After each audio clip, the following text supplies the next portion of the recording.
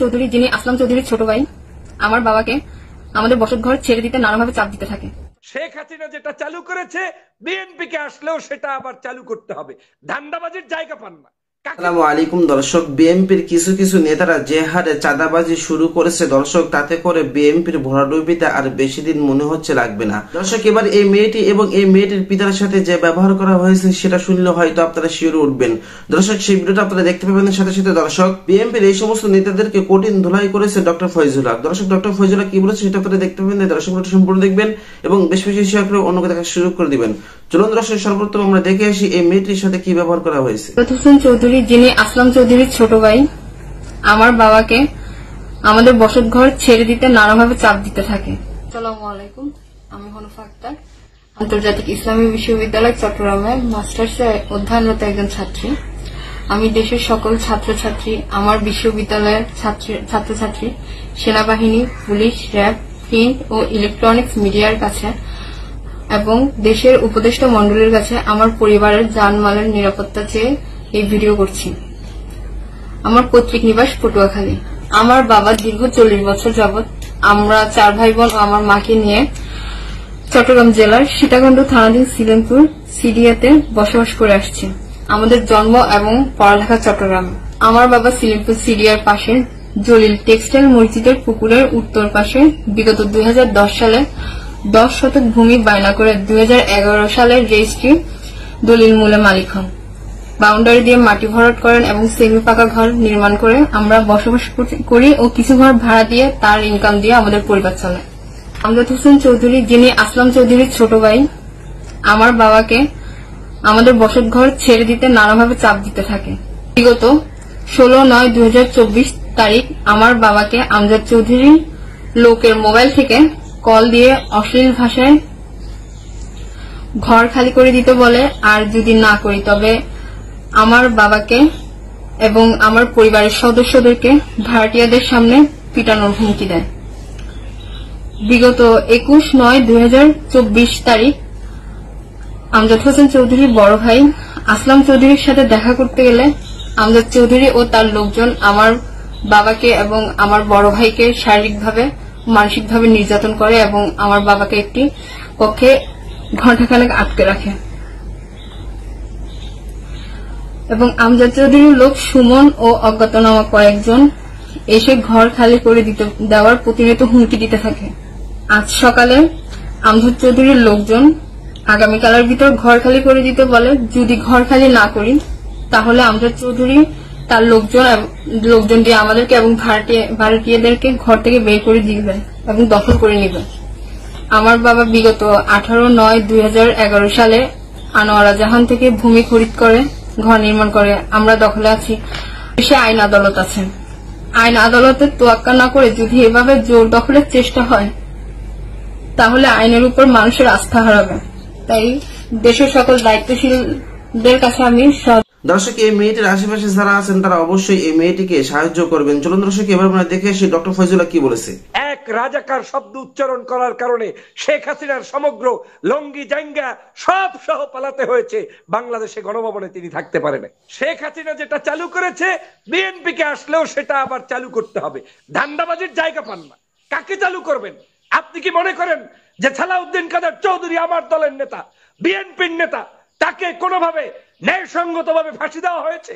কখনোই নয়। তাকে অন্যায়ভাবে ফাঁসি দেওয়া হয়েছে। দেলোয়ার হোসেন সাঈদীকে অন্যায়ভাবে মৃত্যুর কোলে ঢুলে দেওয়া হয়েছে। তারপরে গোলাম আজম বলেন, কাদের মোল্লা বলেন, নিজামী বলেন, এর একটা মানুষের নামে 71-এর মুক্তিযুদ্ধের বিরোধের কোনো খাতায় ছিল না। তার মানে কি এই মানুষগুলোকে আবার নতুন করে ফাঁসি দিতে আপনার মন চাচ্ছে? দেশনেত্রী বেগম খালেদা জিয়াকে বলে ঐক্যের মহাপ্রতীক। শুধু প্রতীক নয়, বাংলাদেশে একজন মাত্র ব্যক্তি আছে যার নামের উপর ভিত্তি করে বিএনপি বলেন, জামাত বলেন, চরমনাই বলেন, হেফাজত বলেন, যে কোনো ব্যক্তি তাকে সম্মান করে এখনো তার কাছে আসবে, বসবে। দেশের প্রয়োজনে, গণতন্ত্রের প্রয়োজনে তিনি কিন্তু এখনো নেতৃত্ব দিতে সক্ষম। সেটাই আমাদের সবচেয়ে বড় অ্যাচিভমেন্ট। হেলিকপ্টারে যায়, লাখ লাখ টাকা ইনকাম করে। আলেমদের কাজ হচ্ছে এগুলো ব্যবসা বাণিজ্য। এসব তো ফাইজলামি কথাবার্তা। এগুলো আওয়ামী লীগের চরিত্র। আওয়ামী লীগ এগুলো বলেছে। আপনাকে কে বলার অনুমতি দিয়েছে? বিএনপির কোন নেতা কর্মী, কোন আলেম, কারি, মুয়াজ্জিন, হাফেজ ইসলামিক কোন স্কলারের বিরুদ্ধে বক্তব্য দিতে পারে না, এটা স্ববিরোধী। কারণ বিএনপি একটি মহাসমুদ্র, এই দলের মধ্যে সমগ্র জাতের প্রজাতের মানুষ থাকবে। আমার আদর্শের বিরুদ্ধেও একজন ব্যক্তি সামনে এসে বলবে। চরমনাইয়ের পীরের সাথে ডাক্তার শফিকুর রহমান সাহেবের সাথে বৈঠক হয়েছে, খারাপ কি? ওনার দেশের প্রয়োজনে কথা বলুক, জাতির প্রয়োজনে কথা বলুক, নেতৃত্ব দিক। আওয়ামী লীগ এই দেশে আসতে পারবে না।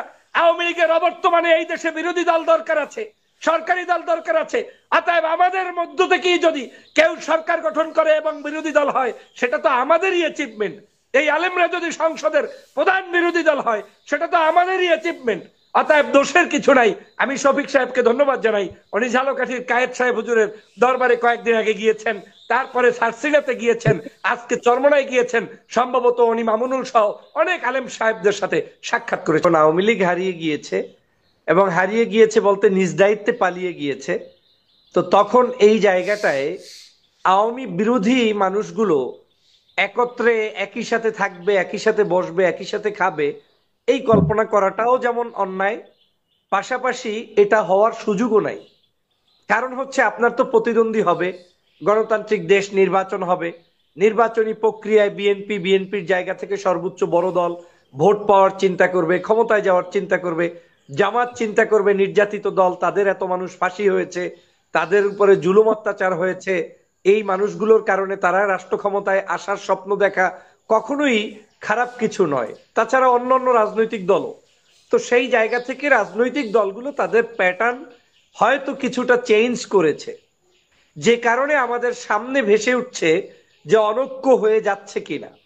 এখন দায়িত্ব আপনার দলের দায়িত্ব আপনার, আমার দলের দায়িত্ব আমার, যেটা আমাদের মুন্নিয়াপা একটু আগে ভালো করে বোঝানোর চেষ্টা করেছিলেন, যে আপনার দলে যদি খারাপ কিছু থাকে সেটা তো আপনাকেই সংশোধন করতে হবে।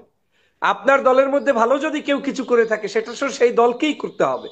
যেমন আমি নিজে আজও বলছি, আপনাকে মিডিয়ার সামনে পেয়েছি বিদায় আমি একদম এটা জনগণকেও ক্লিয়ার করার উদ্দেশ্যে বলছি, বিএনপিকেও ক্লিয়ার করার উদ্দেশ্যে বলছি।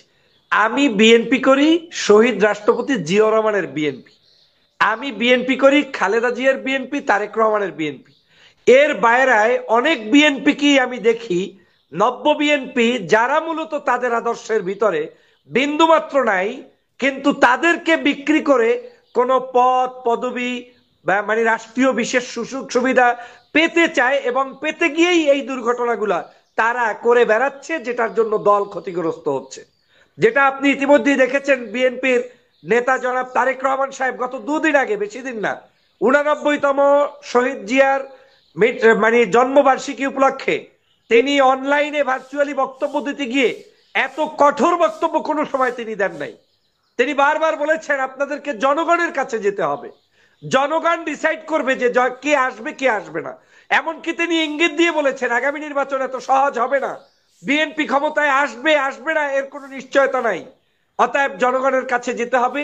এবং তারা বলেছেন আপনারা এমন কিছু কাজ করবেন না যাতে বিএনপি ক্ষমতায় আসতে কিংবা বিএনপি সরকার গঠন করতে বাধাগ্রস্ত হয়। তার মানে দলের যে দায়িত্বে আছেন তিনি চাচ্ছেন না এই দেশে চাঁদাবাজ হোক, সন্ত্রাস হোক, কোন আলেমের বিরুদ্ধে বক্তব্য দিন। তিনি চাচ্ছেন না এদেশে কোনো ধরনের ওই মুক্তিযুদ্ধের ইস্যু, অমুক ইস্যু, তমুক ইস্যু, এগুলো টেনে এনে আবার নতুন করে সংঘাত সৃষ্টি করেন। এটা তারেক রহমান চায় না, আমি অন্তঃকরণে বললাম। আমি বিশ্বাস করি এটা খালেদা জিয়া চায় না। গত প্রায় 16 বছর যেই মানুষগুলোর জন্য আমি কথা বলেছি, সেই মানুষগুলোর বিরুদ্ধে আমি বিএনপি করলেও কোনোদিন বলতে পারবো না, তাহলে তো আমি তো টুয়াইস ভেজ হয়ে গেলাম। কারণ আমি যখন আওয়ামী লীগের বিরোধিতা করেছি তখন আমার প্রয়োজনে জামাতের পক্ষে বলতে পেরেছি, যুদ্ধাপরাধী ইস্যুগুলো যে সাজানো নাটক ছিল সেটার প্রতিবাদ করতে পেরেছি। কিন্তু আজকের আমি হীন স্বার্থে কোন পদ পদবীর লোভে কিংবা এমপি মন্ত্রী হওয়ার জন্য দলের কোনো একজন ব্যক্তি কিংবা ভারতের দালালদেরকে খুশি করার জন্য তাদের বিরোধিতা অন্তত ডক্টর ফয়জুল করবে না, এবং এটা বিএনপি পছন্দ করে না। খালেদা জিয়ার মুখ থেকে কোনো ধরনের শব্দ চয়ন হয় না যেই শব্দ চয়নে ঐক্য বিনষ্ট হয়। আপনি জানেন বাংলাদেশের মানুষ এখন দেশনেত্রী বেগম খালেদা জিয়াকে বলে ঐক্যের মহাপ্রতীক।